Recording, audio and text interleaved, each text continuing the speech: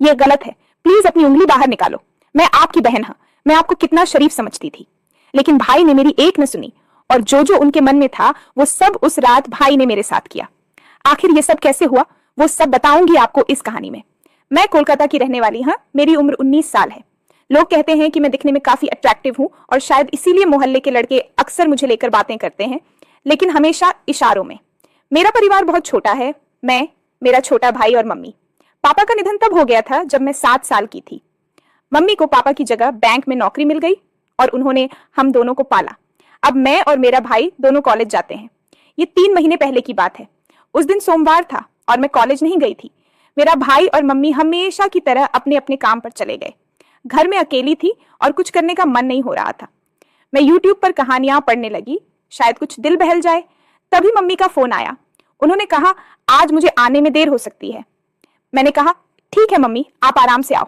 उसके बाद न जाने क्यों मन बहुत खाली खाली सा लगने लगा। मैं बेड पर लेट गई और कब नींद आ गई पता ही नहीं चला। अचानक से मेरी नींद खुली पर मैं हिली नहीं। मुझे लगा जैसे कोई मेरे पास बैठा हुआ है। मुझे महसूस हुआ कि कोई धीरे धीरे अपनी उंगली से मुझे छू रहा है। पहले तो मुझे समझ ही नहीं आया कि ये क्या हो रहा है, लेकिन जैसे ही मैंने हल्के से अपनी आंखें खोली मैं अंदर तक हिल गई। मेरा छोटा भाई, जिसे मैं हमेशा मासूम और शरीफ समझती थी, वही मेरे पास बैठा था। मुझे यकीन नहीं हो रहा था कि ये वही कर रहा है। मेरा दिल बहुत तेज धड़कने लगा था और मुझे समझ नहीं आ रहा था कि मैं क्या करूं। कुछ भी कहने की हिम्मत नहीं जुटा पाई। मैं सोच रही थी कि वो ऐसा क्यों कर रहा है। क्या उसने कभी ऐसा कुछ सोचा भी था मेरे बारे में, या फिर ये सिर्फ एक गलती थी। उस पल मेरे मन में बहुत सारे ख्याल आ रहे थे। क्या मैं उसे माफ कर सकती हूँ? क्या यह एक ऐसी घटना है जिसे मैं अनदेखा कर सकती? लेकिन साथ ही मुझे न जाने क्यों उस पल में गुस्सा नहीं आ रहा था, बोल के उल्टा मैं उलझन में थी। शायद मेरी समझ में ही कुछ कमी थी, या फिर मैं उस पल में कुछ और सोच रही थी। कुछ समय बीत गया और मैं अभी भी सोने का नाटक कर रही थी।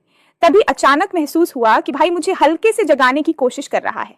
उसकी उंगलियां मेरे कंधे पर हल्के से छू रही थी, लेकिन मैंने अपनी आंखें नहीं खोली। मैं जानती थी कि मैं पूरी तरह से जाग रही हूँ, लेकिन वो शायद सोच रहा था कि मैं गहरी नींद में हूँ। धीरे धीरे उसकी हरकतें बढ़ने लगीं। पहले जहां वो बस हल्का स्पर्श कर रहा था, अब उसकी हिम्मत और बढ़ने लगी थी। मैं समझ नहीं पा रही थी कि वह क्या कर रहा है या क्या करना चाहता है, लेकिन मैं चुपचाप देख रही थी। मेरे मन में कई सवाल उठ रहे थे। यह मासूम भाई अचानक इतना बदल कैसे गया? उसने ऐसा क्यों किया? मैं समझ नहीं पा रही थी कि वह मुझे नींद में क्या खिलाने की कोशिश कर रहा था। मेरे होंठ बंद थे, लेकिन फिर भी उसने कोशिश की कि मैं कुछ खा लूं। मैंने सोचते हुए जानबूझकर अपने होंठ थोड़े से खोल दिए। मैंने ऐसा महसूस कराया जैसे मैं नींद में हाँ और मेरे होंठ अपने आप ही खुल गए हैं। उस पल में मेरे अंदर एक अजीब सी घबराहट थी, लेकिन मैंने उसे जाहिर नहीं होने दिया। अचानक मेरे फोन की घंटी बजने लगी। उस आवाज से माहौल पूरी तरह बदल गया। भाई तुरंत डर गया और घबराकर दूर हट गया। वो इतनी तेजी से उठा कि मैं समझ गई। उसके दिमाग में भी डर था कि कहीं मैं जाग न जाऊं। मैंने फोन उठाया तो देखा वो मेरे बॉयफ्रेंड का कॉल था। इसको भी इसी समय कॉल करना था। मैंने मन ही मन सोचा। मैंने फोन उठाकर बड़ी मुश्किल से अपने बॉयफ्रेंड को समझाया कि मैं घर के काम में बिजी हूं। उसका मूड भी शायद कुछ और बातें करने का था, लेकिन मैंने जल्दी से कॉल खत्म किया। अब मेरा ध्यान फिर से भाई की तरफ था, लेकिन वो कमरे से गायब हो चुका था। मैं थोड़ी देर तक सोचती रही कि अब क्या करना चाहिए। मेरा मन अशांत हो गया था। ये वही भाई था जिसे मैं हमेशा मासूम और समझदार मानती थी। वो अचानक इतना कैसे बदल गया? क्या मैं उससे इस बारे में बात करूं या इसे अनदेखा कर दूं? बहुत देर तक मैं अपने विचारों में उलझी रही। मैंने सोचा कि अगर मैं इस पर कुछ नहीं कहती तो शायद ये घटना फिर से हो सकती है, लेकिन अगर मैं उसे कुछ कहती हूँ तो हमारे बीच का रिश्ता हमेशा के लिए बदल जाएगा। फिर मुझसे और रहा नहीं गया। मेरे मन में उथल पुथल मची हुई थी और मैं भाई से बात किए बिना खुद को रोक नहीं पा रही थी। उसके कमरे की तरफ बढ़ी। भाई का अलग कमरा है जहां वो अक्सर जाकर पढ़ाई या कुछ और करता है। मुझे समझ नहीं आ रहा था कि मैं उससे क्या कहूंगी या किस तरह इस पूरे वाक्य का सामना करूंगी। जब मैं भाई के कमरे के पास पहुंची तो दरवाजा आधा खुला हुआ था। मैंने धीरे से अंदर झोंका। जो मैंने देखा उसने मेरी आंखें पूरी तरह से चौड़ी कर दी।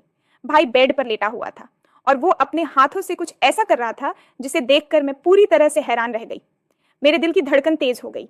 मैं कुछ समझ नहीं पा रही थी। मेरा मासूम और सीधा साधा भाई, जिसे मैं अब तक सिर्फ एक बच्चे की तरह देखती थी, वो ऐसा कर सकता है, मैंने कभी सोचा भी नहीं था।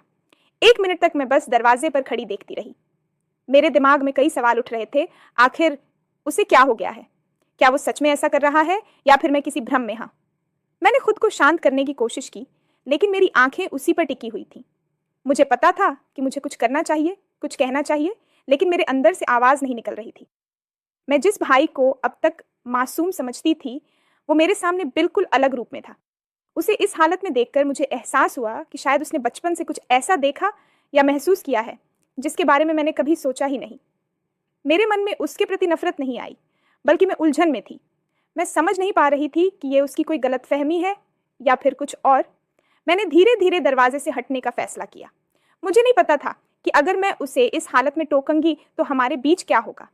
मैं मन ही मन सोचने लगी कि उसने मेरे साथ कुछ गलत कर दिया तो। उतने में उसने मुझे देख लिया और वही हुआ जिसका मुझे डर था। भाई को मुझे देखकर रहा नहीं गया और उसने मेरे पास आकर वो किया जो उसे न जाने कितने दिनों से करने की तमन्ना थी। अगर आप जानना चाहते हैं कि आगे क्या हुआ तो मेरे साथ जुड़िए कल। कहानी में रोमांच और भी बढ़ने वाला है और आप इसे मिस बिल्कुल नहीं करना चाहेंगे। तो अभी चैनल को सब्सक्राइब करें ताकि हर अपडेट आप तक सबसे पहले पहुंचे। मैं आपकी वही प्यारी दोस्त मिलूंगी आपसे कल। मेरे बालक, मुझे इग्नोर मत करना। अगर तू इस वीडियो को लाइक करके चैनल को सब्सक्राइब करता है तो मेरा आशीर्वाद तुझ पर सदैव बना रहेगा।